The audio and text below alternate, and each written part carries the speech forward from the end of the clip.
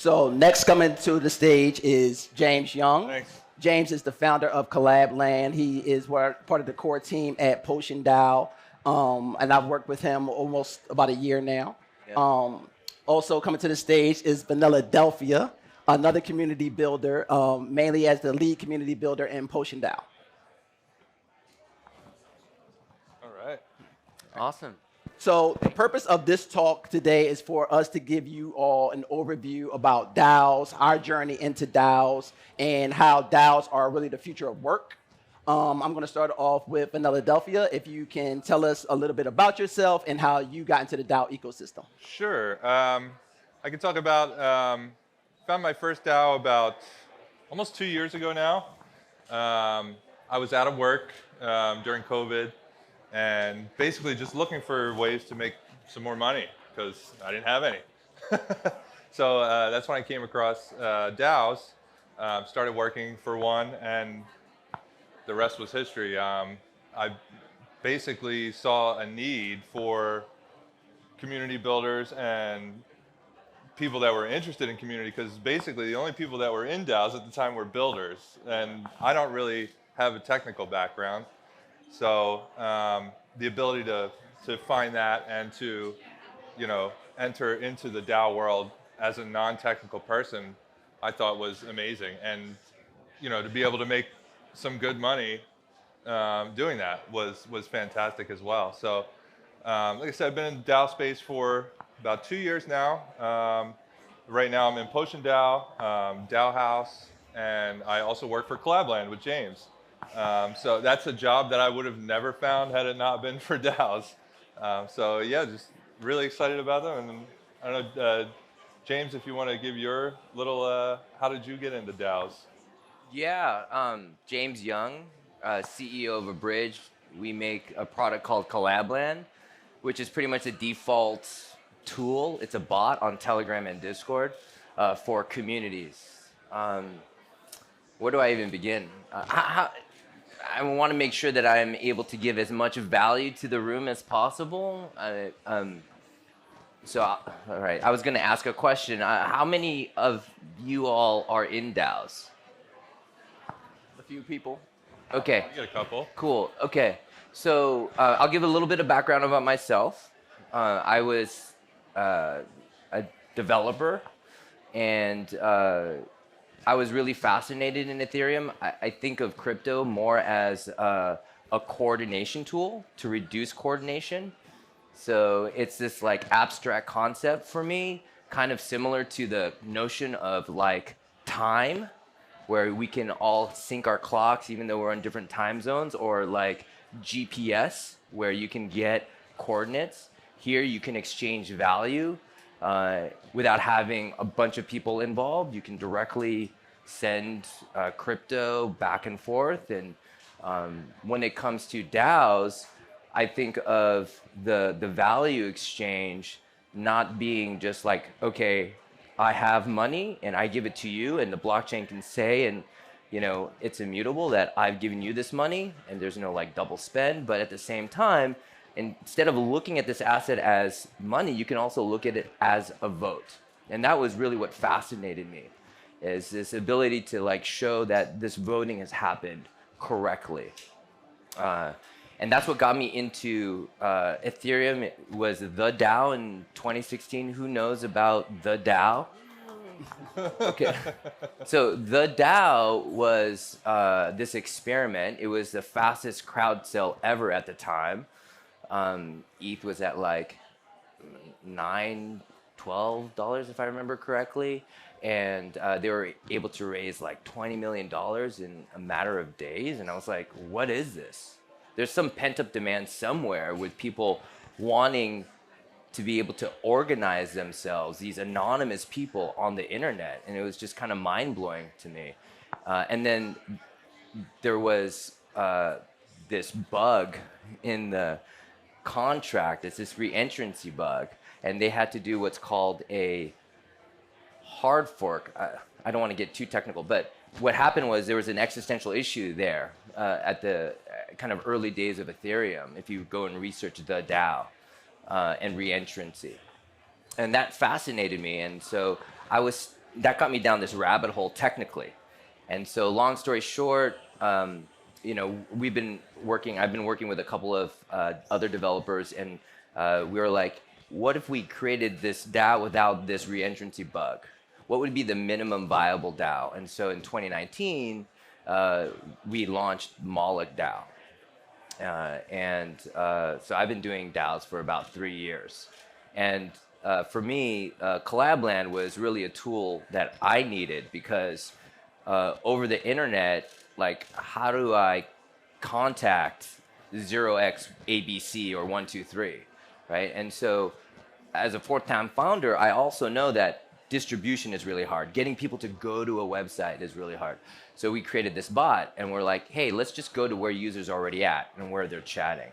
And so that was the kind of beginnings of Collab.Land. Collab.Land is this like nightclub bouncer, and in a private channel, and it makes sure that you have that token in order to chat with other token holders. And if you move those assets out of your wallet, you get kicked out. So you always know that in that private channel, the people that you're talking to are also asset holders. So you all are kind of have a common goal. And what we found out and what we realized from that is that, like, it kind of removes trolling. Because if people are saying stuff that you don't agree with, you're like, there's a door. You can sell your asset, right? And that also creates this interesting dynamic because every day you have this asset, whether it's going up or down, you have to make a choice. Do I want to stay in this group? If the asset is going up, my value to contribute to this group better be higher than the asset increasing in price. And so that it causes this interesting dynamic. And when I study it organizationally, like companies like Netflix have done this, where they'll like, if you want to just quit Netflix, I don't know if this is still the policy, here's 10 grand. So you're always kind of like making this calculation in your mind, should I stay or should I go? I guess that old song. But anyway, so that you're thinking about it. And so it kind of forces you to kind of make a decision rather than being passive. And like, I think that's kind of the power of like the shared community asset where it actually holds value, but also at the same time, it can double as your voice. And so I do think that this is the future of work. Do we have it all figured out? No. We're at a place now, I think, where we're like 1998 and people are like, people are not going to buy stuff online. Like, that's not going to become a thing, right? Because the systems that we have now kind of work. Well, why are you going to buy things online? I need to touch, I need to see this. So similarly, like, I don't know who my fellow employees are, right? And so, like, you know, how do I communicate with them, or can we actually get things done together? And so I think we're kind of there in the early days, but you know, I'm old enough, I have the gray hair, I've been through Web 1, Web 2, and now like this Web 3.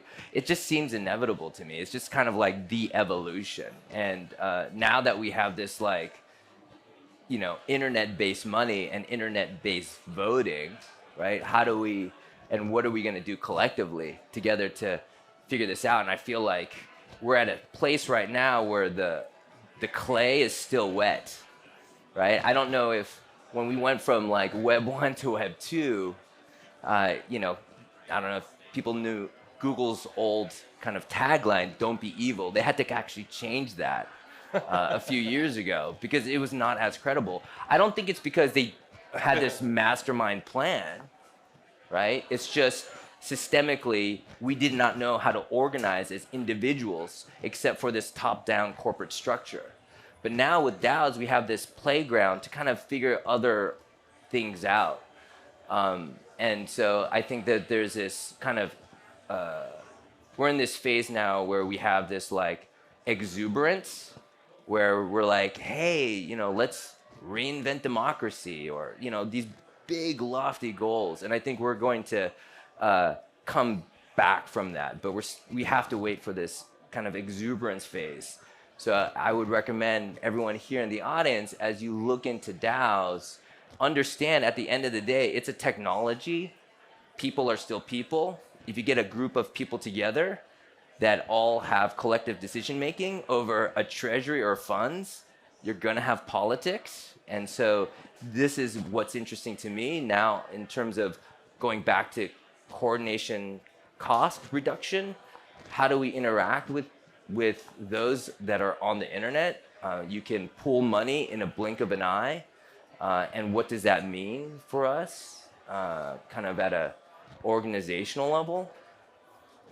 I can keep on going on, so I don't want to. Okay, well, let me give my DAO story real quick. Sure. Yeah, All right, so my DAO story is I just spent 8 years in the Georgia National Guard. My last 2 years, I was on active duty. I got out in 2020. I spent the first half of my military career as a geospatial engineer, which I like to tell people is my running joke, as just a fancy word for map maker. I spent the remaining of my military career as an intelligence analyst, where I worked with counter-domestic terrorism and the counter-drug task force. But when I was getting out, I knew I wanted to stay in the tech industry. I had no clue what a DAO was, and what I did was I started self-teaching myself in user experience design. So I became a UX designer. And I did this because I knew that that was the lowest hanging fruit for me to be able to get into the tech industry in general. And what I ended up doing was I was in a boot camp, and the boot camp scoffed at all things crypto, all things cannabis, and those were the type of projects that I wanted to work on. And so I dropped out of the boot camp, but I kept doing the work. And then I started reaching out to different people on Twitter, just saying, hey, I'm not looking to get paid right now. I'm just looking to get experience. And I started reaching out to VCs, and one VC said, you need to join a DAO, and you need to start with the Raid Guild.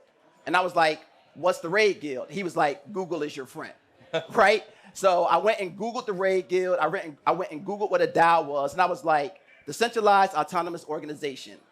Okay, this is a digital community. That's what I took from that. So I was really fortunate enough that timing was everything, and I was able to get into Raid Guild's Season 0 apprenticeship program. So what the Raid Guild does, they build Web3 products. So if you're looking to have a product built or just having a product designed, that's what the Raid Guild does. So that was my first experience and introduction into being in a DAO and contributing to a DAO. One of the things that was very beneficial for me was they laid out the onboarding experience was done very well, the incentivization model was done very well, and they explained their governance. So there's 3 types of governance that a DAO can have. One is off-chain and on-chain. I'm only going to briefly talk about on-chain governance. So in Raid Guild, at the time, we didn't have a token. So your vote was just yes or no, popular or not popular. There's other two types of governance, which is your token-weighted governance, which means if I have 10,000 of the company of the DAO's token, and James has 5,000 of the DAO's token, and we both vote, my vote outweighs his based on the amount of tokens I hold. Or it's just basic token governance, where it doesn't matter the amount of tokens you hold, as long as you hold tokens, you have a vote in the ecosystem, right? As being a part of that DAO. So I was fortunate enough to get in the Raid Guild. Then I was championed as an official member. So being an apprentice doesn't actually make you a member of that specific DAO. So fortunate enough, I did what's called a raid and a RIP. A raid is an external project for a client. A RIP is an internal project for the DAO. So I completed both of those, and then an existing member championed me to become a regular member of the DAO, where I actually had the option of picking and choosing when I want to work. So when we talk about how DAOs are the future, not corporate, it is the opportunity to do purposeful work and doing what you love and what you want to do on your time. So with that experience, I was some people who had poured into my journey at the Raid Guild were starting another DAO called Web3 Designers DAO. So I joined them as their community builder. We got off to a really slow start, mainly because we are a nonprofit DAO and weren't launching a treasury. So how Web3 Designers DAO actually works is they partner up an existing OG designer with a newbie designer, and they get them on a paid project. So the DAO would get 10% of the budget. The OG designer gets like 10% as a supervisor, and that new designer gets the remaining budget. From there, just through networking and being involved in DAOs, Tay, who's with the Raid Guild, introduced me to James. Through that relationship is how we ended up starting PotionDAO. So these different network effects and being able to take my skill set, regardless of age, race, color, creed, background, and being able to apply it to this digital community is really what I believe is what will foster DAOs to grow and to become the new building blocks for whether it's a digital community, in real life communities, and start to take over for corporate. One of the other things is if any of us in this room right now went to go work for Facebook, Amazon, Netflix, whoever, there's no equity for us. You get instant tokenized equity for being a contributor to a DAO. Some of the DAOs are more transparent in how that operates, and some of the DAOs aren't. And we're seeing like why some DAOs are more successful with the transparency and communication, transparency and incentive model, explaining how governance really works, right? Because sometimes people join DAOs and they don't understand what governance is, right? So it's like, oh, you get to vote on this proposal. I didn't even know this proposal was live. I didn't even know we were meeting about this proposal. So there's different ebbs and flows that DAOs are still going through as they try to get a baseline for how we're actually going to grow as an ecosystem. But in the interim where we're at now, we're at a place where we're seeing a lot of people transition from their Web 2 jobs or just from regular jobs and bringing themselves over to DAOs because your skill set in this space can really matters out from the very beginning. So like for myself, I was my mother's hip baby. So my mother was a community servant my entire life. I served in the military. So being able to join a DAO and being able to serve that community was not hard for me. Transitioning from the military where I was pretty much a student and then freelancing for a little bit was not hard for me. So I think that the people who will be most successful in DAOs are people who have had previous volunteer experience, people who have an entrepreneurial spirit, people who are used to freelancing, and people who are just natural hustlers and know how to figure things out, because that's really where we're at in the DAO ecosystem. Transition question for the both of you. If you were to tell somebody to join a DAO now, what would be the top 1 or 2 things that you would tell them that they need to do for themselves when joining? And Vanilla, I'll start with you. I would say look into a bunch of DAOs and try and find your fit, because there are so many DAOs out there now, and they're all doing different things. I read about a DAO yesterday that's just buying up forests in the country of Georgia and living sustainable lives and helping the communities out there. And there's Raid Guild, which is more of a technical, they're building the Web3 products. It's up to the individual, what you want to do. And even if you don't know, like if you're interested in becoming a builder and you don't know anything about it, you're still welcome to join a guild like Raid Guild, which is what I did. I joined Raid Guild with no technical experience, really. My previous job was not technical at all. I was an account manager for a beverage company, which I hated every second of it.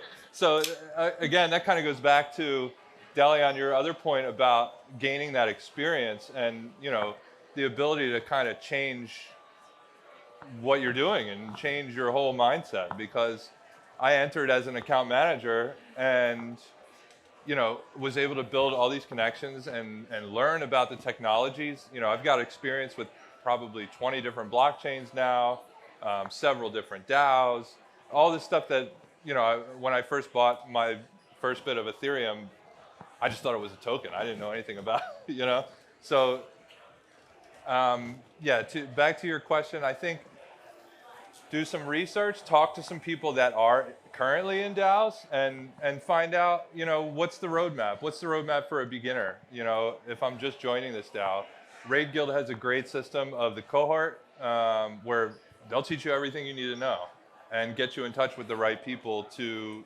do what you want to do. So yeah, I guess that's what I would say is just kind of look into what's out there. And if you don't know what's out there, join a community like Raid Guild. A community like DAO House is a great one. Yep. DAO House is a no-code platform for making your own DAO. And by extension, there are plenty of DAO members from different DAOs that are in that community. So it's a great place to kind of find out what's out there and what you can do. But yeah, I guess that's it, James. What do you think? I would say that right now this is like inning number 1 for DAOs. So if you're kind of trying to come into it and be told what to do, that's not going to exist. So you have to be, I would imagine, to be the most productive is to have an understanding of what you want and to figure out what DAO, or maybe start your own DAO.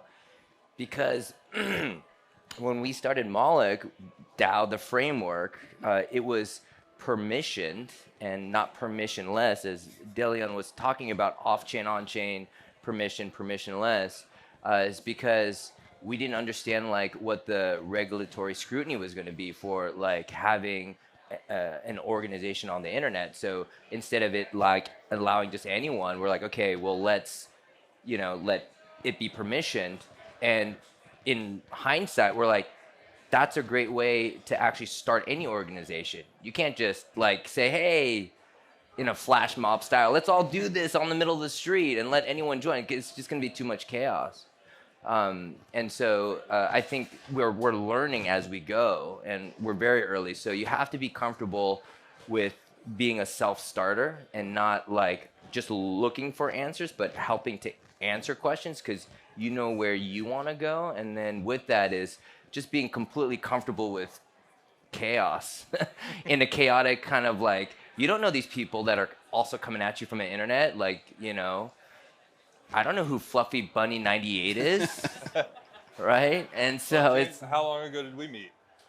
I don't even. Face to face. Oh, like like 2 minutes like ago. 10 minutes We've been ago. working together for over a year. Over a year, and we just met like like IRL, like 5 minutes ago. Yeah. Right before this talk. Yeah, it's definitely important, I think, to be independent, self-starter. Yeah. And also important to remember when you join a DAO, you're an owner.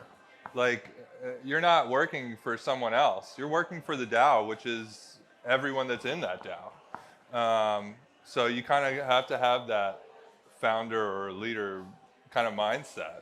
Yeah. Yeah. You're not only like the driver driving people around when you're doing Uber. You own a certain share of Uber, and you can own more the more you believe in it. Right. So you done? Oh, yeah. So my advice would be crypto curious. Like when you join a DAO, it can be very overwhelming. Yeah. And some DAOs don't have great onboarding experience, but they have great experiences once you're in. So I would say be very crypto curious. Ask questions. Put yourself out there. Don't worry about being embarrassed. Like that's one of the things. That's one of the challenges that people have is that they'll join the DAO or they'll join the Discord or whatever platform that DAO uses to communicate, and they'll ask a few questions and don't get a response right away, and then they get jaded and they get frustrated. Sometimes the onboarding experience, the DAO doesn't have that part figured out, but once you're in it, they have the rest of the things figured out. So don't get frustrated with the onboarding experience sometimes, or even if you join a DAO with a great onboarding experience where there is hiccups in the communication, right? So those things are going to happen because we're just so new and so early. I would still just say, hey, like one of the things I did was when I joined Green Gots DAO, which is an NFT finance lending platform, I said, hey, this is who I am, this is what I do, and this is how I can contribute. And I had to do it like 3 times before I got a response, not because no one wasn't looking to respond, but because the DAO was so new and so early, there just wasn't a person in that position to actually answer me directly. So I had to keep putting myself out there till I got the response I was looking for. And then once I got the response I was looking for, I was actually able to be more engaged and contribute more. So if you join a DAO and you're looking for the DAO to do all the work for you, it just doesn't work like that. We're not even close to being there. Some DAOs have it right now because some of the early team members or the early core contributors came from a foundation of organizational processes and procedures where they were able to bring that to the DAO and get those working parts working early and often. And some DAOs just don't have that yet. Some of the other challenges that we're seeing is people starting DAOs who've never participated in a DAO, which is another frustration in and of itself. Like, I don't believe in telling people what they can and cannot do, right?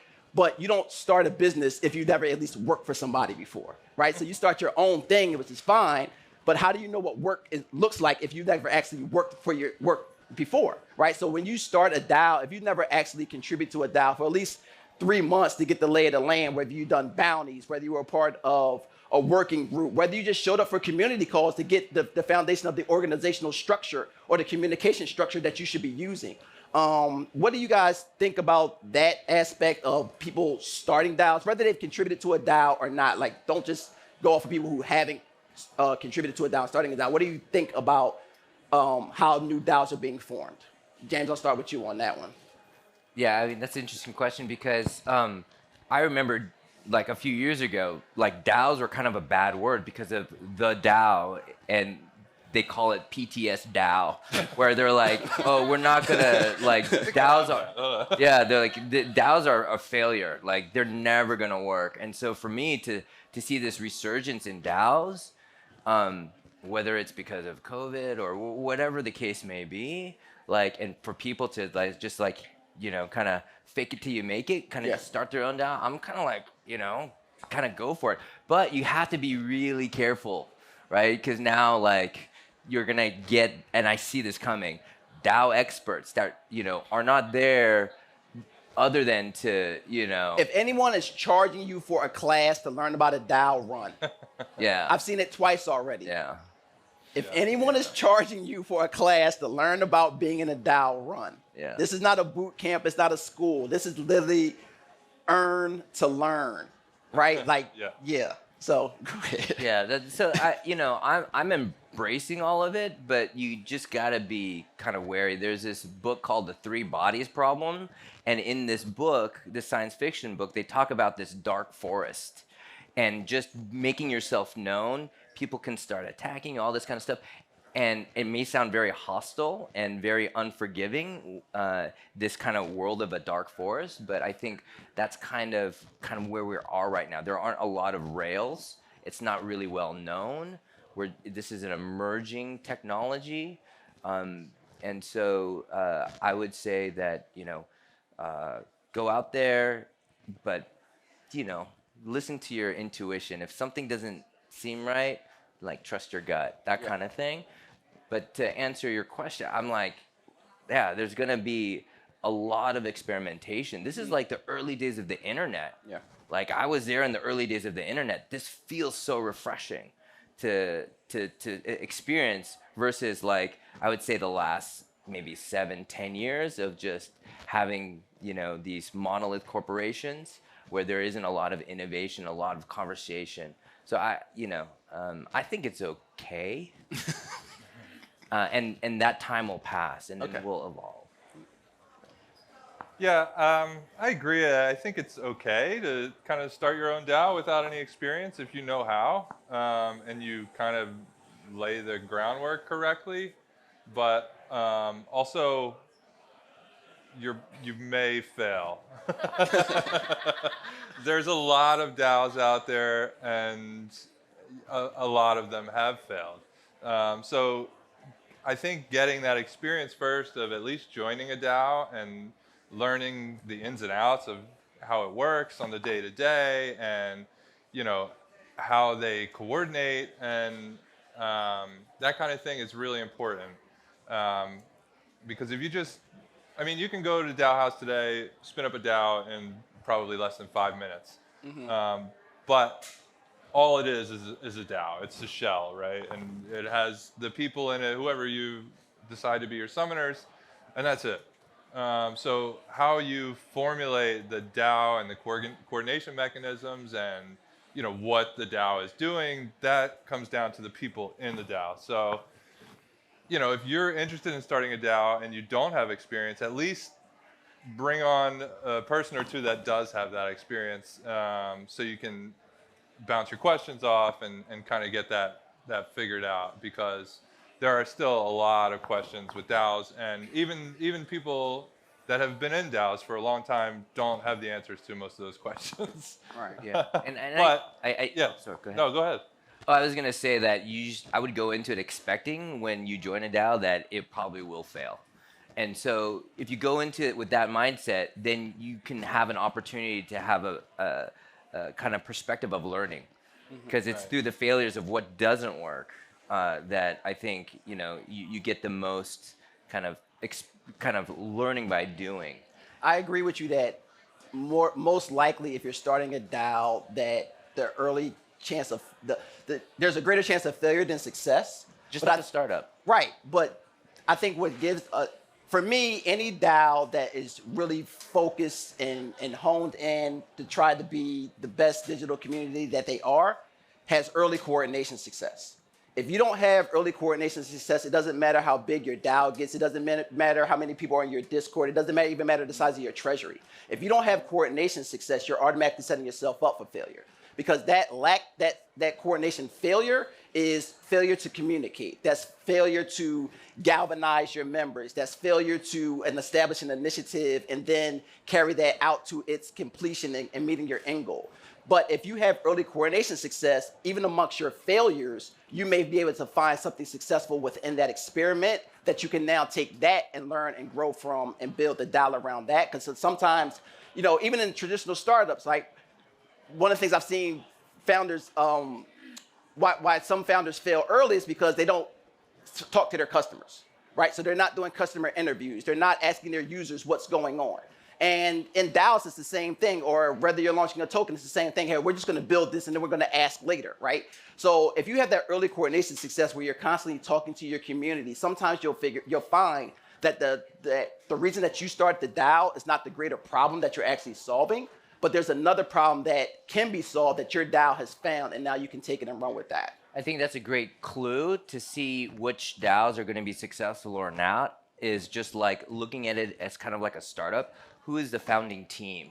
So who are those early contributors and what track record or success they have? Are they still there? Yeah, are they still there? Are they still grinding and trying to build the community out? I think that's key insight. I think right now we're at a phase with DAOs where it's like, hey, look at all the possibilities, and the tendency is to kind of extend to like throwing the baby out with the bathwater and like, let's start all over again. Yeah. But you know, it's like we're humans and we're organizing and there's money involved, so there's going to be politics.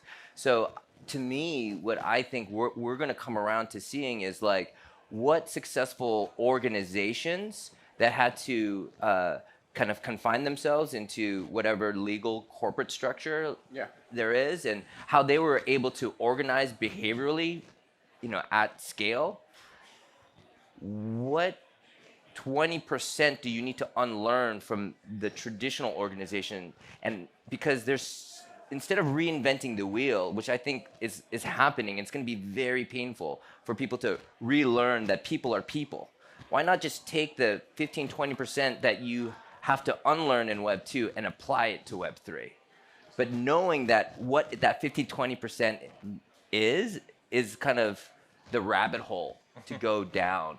I think it's not so much a technical thing. It's a how do we organize as people using this communication called the internet, where some people want to be anons or anonymous, and that's another thing that you're probably going to have to deal with, because people that are joining DAOs, they don't want to reveal themselves.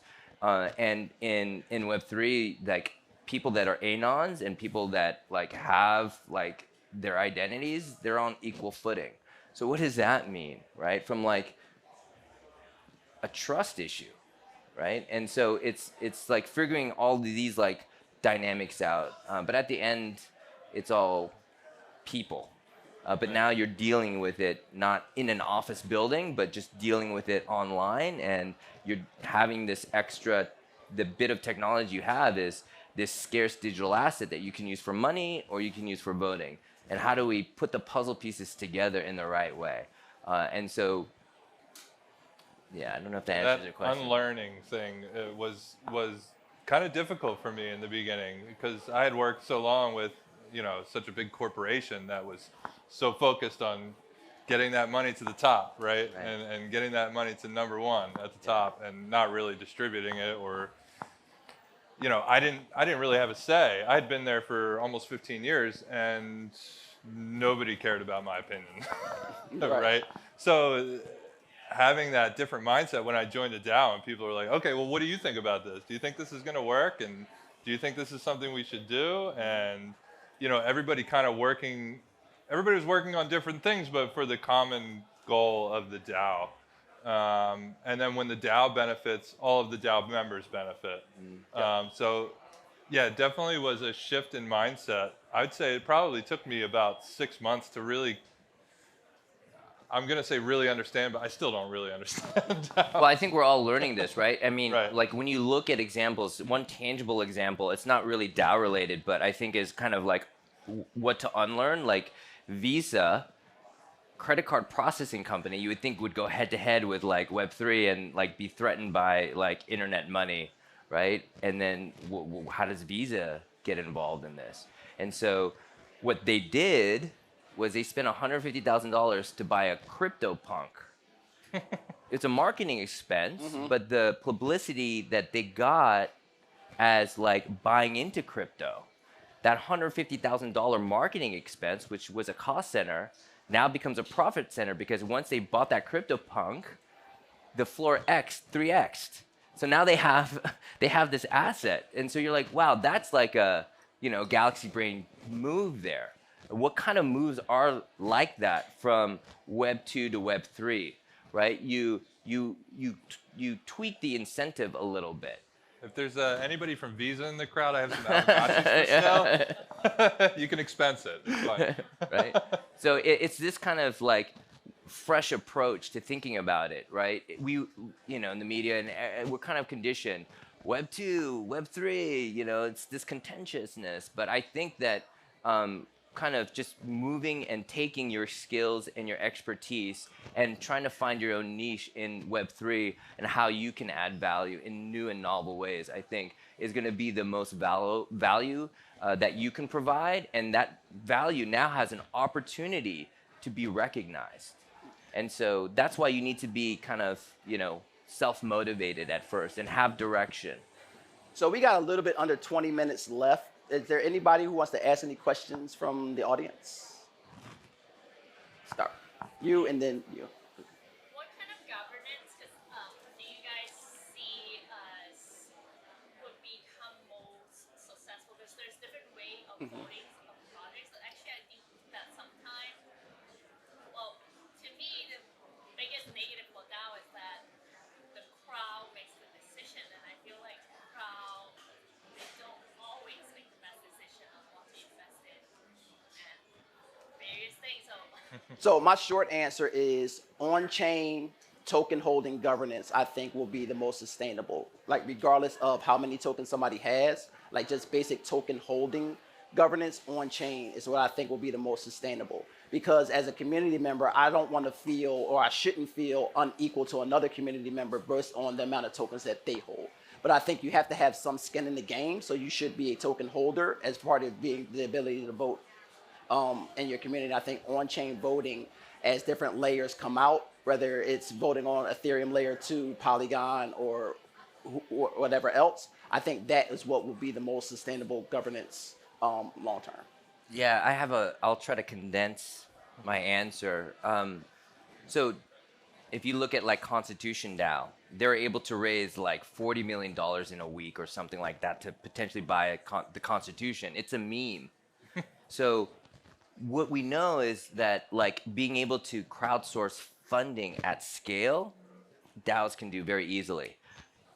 But once you have that money and you have 1,000 people that have contributed some money together, how do you coordinate them? How do you make decisions? You have 1,000 people. Like it's hard enough to get 10 people, 8 people deciding. And so for me, I think like you're going to have, this is my hot take, a lot of zombie DAOs, right? Because you're able to coordinate all that money, but no one's going to be able to figure out like how to spend it. So a DAO is not so much, and I think we've already proven, pooling capital is very easy. But we're just now trying to figure out how to deploy that. And right now you have to become not only a member that's contributing, but now you have to like put your investor hat on. Like, is this a good investment? So this is what Web3 does. It turns you into an investor, an employee, and an employer all at the same time. Yep. That's what Web3 is. Web2 turned the consumer into producer. That's what UGC is all about, right? And so I think that organizationally, DAOs should, this is kind of my running kind of take of having done DAOs for 3 years. It's not how big you can make your DAO. It's just how capital efficient can you be? And then what are the KPIs to like deploy the capital and get that return? Yeah, I guess that's my question, like how?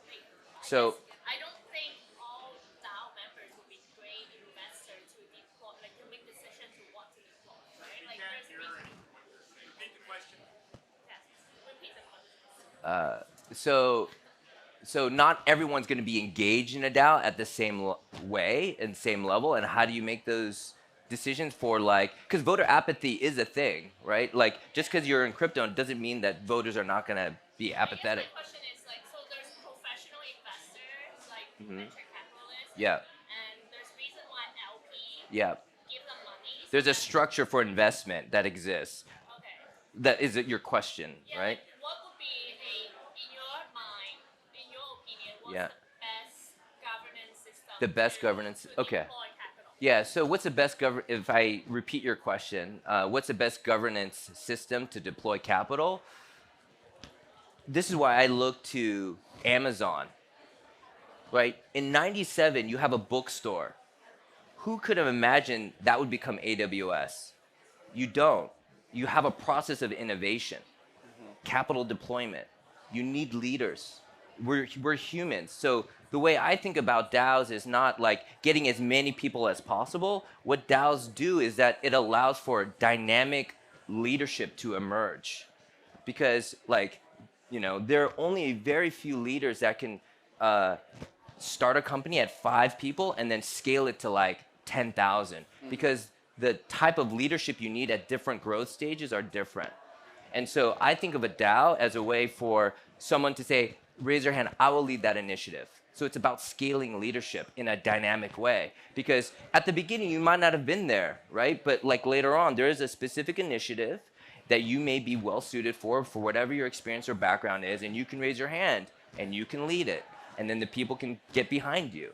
So No, go ahead, finish it. We got 10 minutes. Oh, okay, sorry. So I think it's about figuring out how to like scale leadership in a dynamic way. So if I'm CEO now at 100 people, doesn't mean I'm going to make the best decisions or know how to lead when the group is 1,000.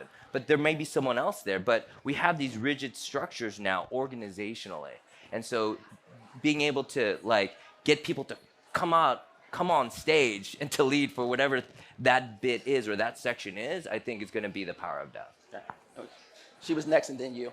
Great, thanks so much for this. So, I actually had started what's known as a platform cooperative. I don't know if you've heard this space, where the users are the owners of the platform in a co-op. And so we've been doing this for 6 years, and one of the biggest challenges is around like the member engagement, because the people who invested early, because they thought it was this cool thing, like may not then be the people that actually do stuff. So Right. you actually need them to be engaged. So I'm curious how you all like look at maybe stratification of like engagement. It's like, are you playing around with people who just like want to pay into this but maybe aren't contributors, those that are more active, and like how do you balance those that have more capital and so that they just want to throw in money versus like the producers and the doers who have more talent and skills they want to contribute? Yeah, I All think those dynamics. I think these roles will become codified, and we're figuring that out right now. The way I think about it is you have a core, it's a series of concentric circles, and like at the outer edge is like you don't have any skin in the game. As you have more skin in the game, the way I think you kind of level up is to treat this like a game. And so becoming a core contributor in a DAO, we have a generation of people that have grown up on video games and leveling up. I think that's the best metaphor that like on a mass level that I think people can gravitate to. And I think not only are young people like more apt to change, but they have this context in terms of technology and gaming that has become mainstream. So I think I would look at it in that kind of way, because you're right. Like if you have too many people and too many people throwing in a little bit of money, you get this free rider problem, right? And you're not engaged. And as a Yeah. cooperative where we actually need people to vote to do things, Yeah. then it's like you talk about zombie DAOs, and I'm Yeah. thinking like zombie members who are just taking up space and not that's- contributing. Yeah, much what- yeah, and so it's kind of like this is where mechanism design of a token can help. So instead of taking away, because you can't take away that membership, but like you allow those that are productive or doing things, you acknowledge them with the same token. And so basically what you're doing is you're inflating your economy, and those that are not participating get inflated out. So that's a way. It's kind of like taxation in a DAO. So this is where it's like you have to think organizationally. You have to think kind of like as an economist. So this is why it's so fascinating to me, because I don't have, and behavioral economics and organization, like I don't have any expertise in that. I'm a coder. So this is why it's like, oh, it's so fascinating to like learn all these different aspects. I think, there'll be like You're going to get your bachelor's of arts in blockchain and DAOs, and you're going to have to know not just the technology, but all this other stuff around it. And we're just at the beginning of that. So I don't know if any of us really have all the answers, and you probably are like 3 or 4 steps ahead than people in DAOs, because it's kind of the same thing. It's just different rails. That's what I see. Like the DAOs coming to me, and like me being their sort of like buzzkill. Like this is really hard.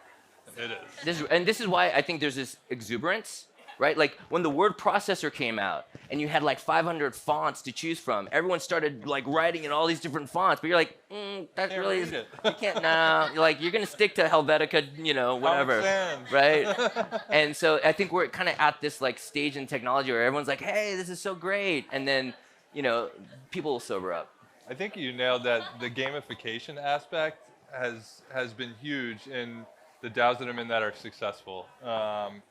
So like DAO House, like they have a path to contributorship, which is kind of like a game. And when you get to the next level, like you said, it's a series of kind of circles, right, that lead to the core contributors group. And you can still be a contributor without being a core contributor.